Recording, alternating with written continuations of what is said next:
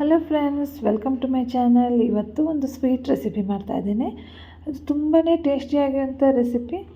ಬಾಯಲ್ಲಿ ಇಟ್ಟರೆ ಹಾಗೆ ಕರಗೋಗುತ್ತೆ, ಅಷ್ಟು ಟೇಸ್ಟಿಯಾಗಿರೋಂಥ ರೆಸಿಪಿ. ಇದನ್ನು ಹೇಗೆ ಮಾಡೋದು ಅಂತ ನೋಡೋಣ. ಆದರೆ ಅದಕ್ಕೂ ಮುಂಚೆ ನನ್ನ ಚಾನಲ್ನ ನೀವೇನು ಸಬ್ಸ್ಕ್ರೈಬ್ ಮಾಡಿಲ್ಲ ಅಂದರೆ ನನ್ನ ಚಾನಲ್ಗೆ ಹೊಸಬರಾಗಿದ್ದರೆ ನನ್ನ ಚಾನಲ್ನ ಸಬ್ಸ್ಕ್ರೈಬ್ ಮಾಡಿ ನನಗೆ ಸಪೋರ್ಟ್ ಮಾಡಿ. ಮತ್ತು ಪಕ್ಕದಲ್ಲಿರೋ ಬೆಲ್ಲೈಕನ್ನ ಪ್ರೆಸ್ ಮಾಡಿ ತಪ್ಪದೆ ಆಲ್ಗೆ ಕ್ಲಿಕ್ ಮಾಡಿ. ಬನ್ನಿ ರೆಸಿಪಿ ಸ್ಟಾರ್ಟ್ ಮಾಡೋಣ.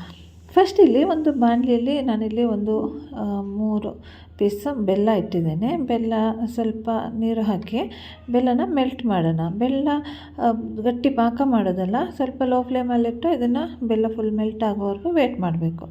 ಈಗ ಬೆಲ್ಲ ಮೆಲ್ಟು ಆಗೋಷ್ಟರಲ್ಲಿ ಇಲ್ಲಿ ನಾವೊಂದು ಉಂಡೆ ಮಾಡೋಕ್ಕೆ ಇಲ್ಲಿ ರೆಡಿ ಮಾಡ್ಕೊಳ್ಳೋಣ. ಇಲ್ಲಿ ನಾನು ಅಕ್ಕಿ ಉಂಡೆ ಮಾಡ್ತಾಯಿದ್ದೀನಿ.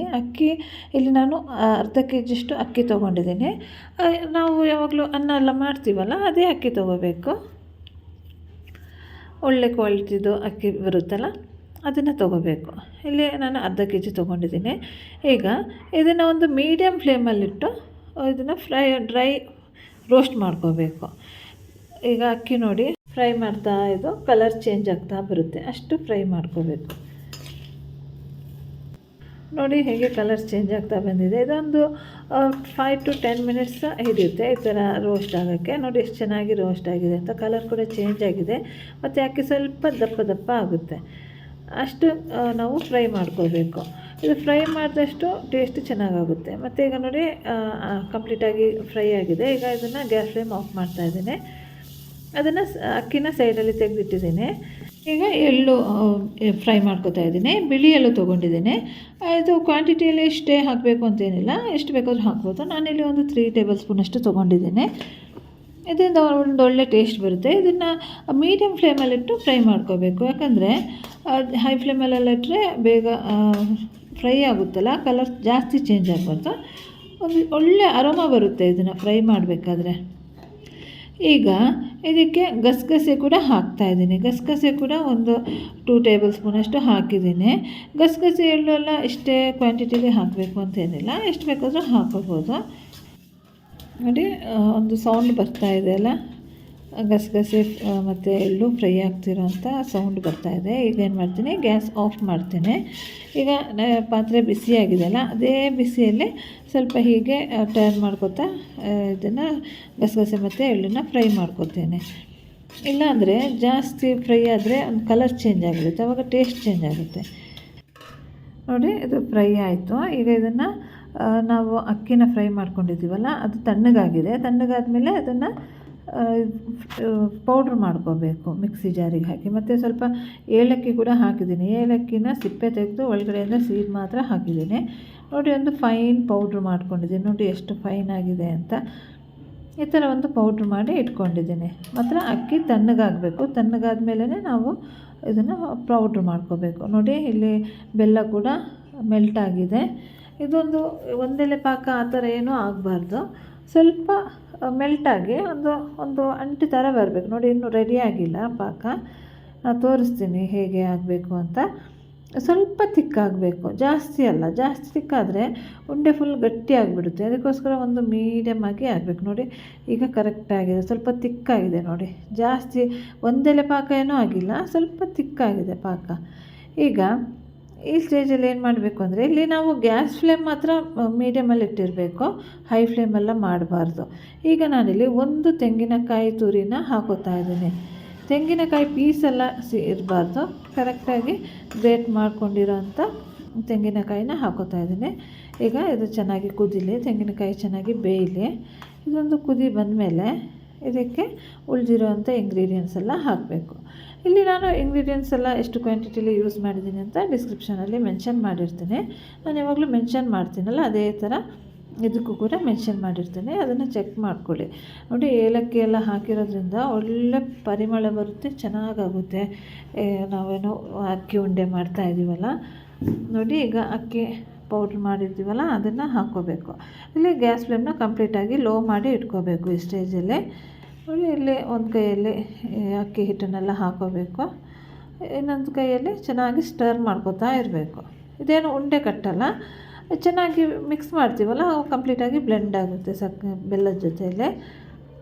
ನೋಡಿ ಬೆಲ್ಲ, ಕಾಯಿ, ಅಕ್ಕಿ ಎಲ್ಲ ಒಟ್ಟಿಗೆ ಬ್ಲೆಂಡ್ ಆಗ್ತಾಯಿದೆ. ಈಗ ಏನಿದು ಒಂದು ತಿನ್ ಥರ ಕಾಣ್ತಾ ಇದೆಯಲ್ಲ ಮಿಕ್ಸ್ಚರ್, ಸ್ವಲ್ಪ ಇದನ್ನು ಹಾಗೆ ಕುದಿಸ್ತಾ ಇರಬೇಕು. ನಂತರ ಇದು ಸ್ವಲ್ಪ ಗಟ್ಟಿಯಾಗುತ್ತೆ, ಆವಾಗ ಉಂಡೆ ಮಾಡೋಕ್ಕೆ ಸರಿಯಾಗಿ ಬರುತ್ತೆ. ನೋಡಿ, ಗ್ಯಾಸ್ ಫ್ಲೇಮ್ನ ಮೀಡಿಯಮಲ್ಲಿಟ್ಟಿದ್ದೀನಿ. ಈಗ ಚೆನ್ನಾಗಿ ಮಿಕ್ಸ್ ಮಾಡ್ಕೋಬೇಕು. ಚೆನ್ನಾಗಿ ಕುದೀತಾ ಇರುತ್ತಲ್ಲ, ಎಷ್ಟು ಕುದಿಬೇಕಿದು, ಕುದಿದ್ರೇ ಅಕ್ಕಿ ಕೂಡ ಬೇಯುತ್ತಲ್ಲ, ಅಕ್ಕಿ ಬೆನ್ನು ಪೌಡ್ರ್ ಮಾಡಿ ಹಾಕಿದ್ದೀವಲ್ಲ ಅದು ಬೇಯುತ್ತೆ, ಟೇಸ್ಟ್ ಚೆನ್ನಾಗಾಗುತ್ತೆ ಆವಾಗ. ನೋಡಿ, ಒಳ್ಳೆ ಪರಿಮಳ ಬರ್ತಾಯಿದೆ, ಏಲಕ್ಕಿ ಎಲ್ಲ ಹಾಕಿದ್ದೀವಲ್ಲ.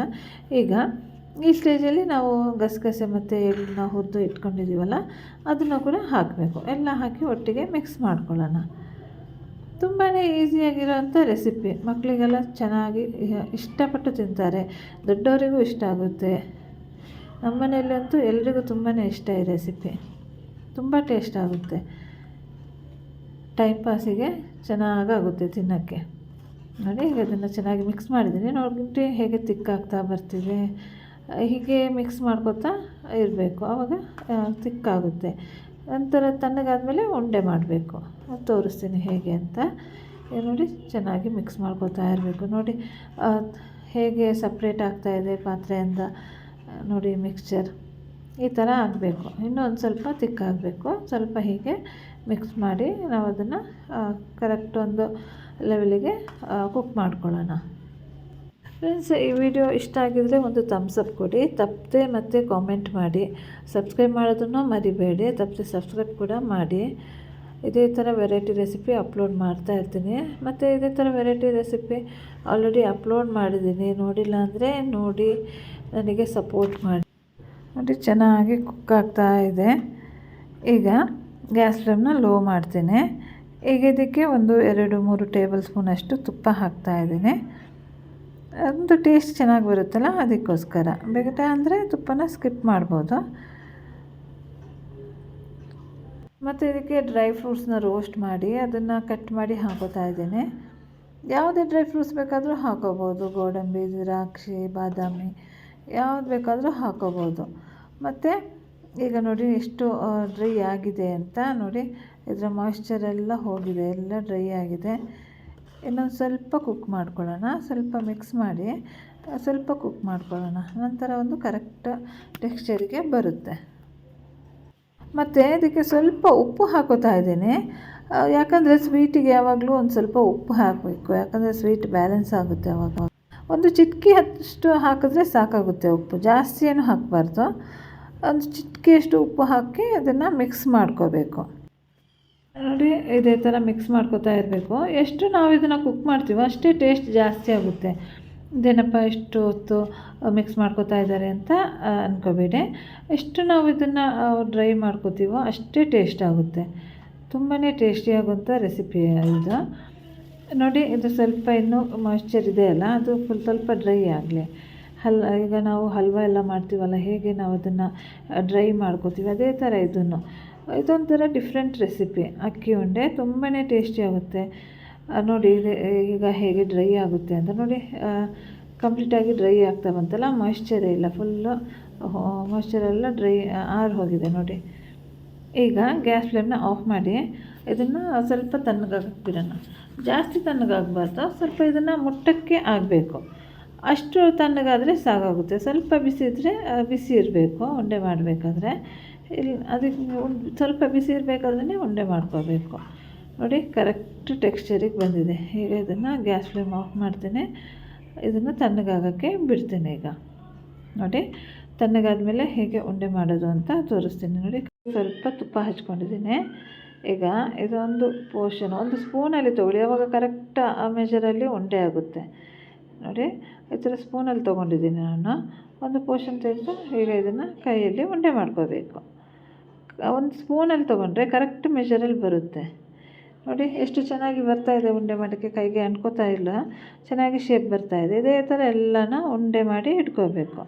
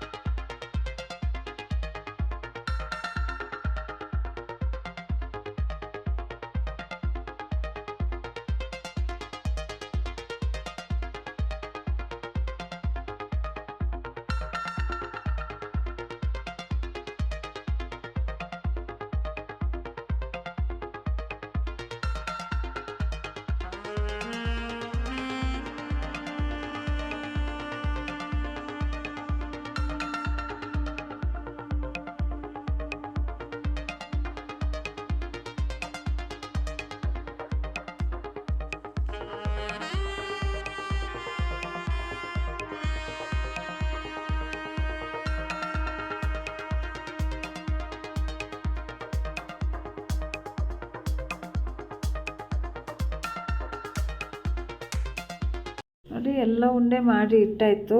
ಅಕ್ಕಿ ಉಂಡೆ ರೆಡಿ ಆಯಿತು. ಒಂದು ತುಂಬಾ ಟೇಸ್ಟಿಯಾಗಿರೋಂಥ ಅಮೇಝಿಂಗ್ ರೆಸಿಪಿ, ಬಾಯಲ್ಲಿಟ್ಟರೆ ತುಂಬ ಚೆನ್ನಾಗಿ ಕರಗುವಂಥ ರೆಸಿಪಿ. ನೋಡಿ ಕಟ್ ಮಾಡಿ ತೋರಿಸ್ತೀನಿ ಹೇಗಿದೆ ಅಂತ. ನನಗೆ ತುಂಬಾ ಇಷ್ಟ ಇರೋವಂಥ ರೆಸಿಪಿ ಇದು. ನೀವು ಮಾಡಿ ನನಗೆ ಕಾಮೆಂಟ್ ಮಾಡಿ ತಿಳಿಸಿ ಹೇಗಿತ್ತು ಅಂತ.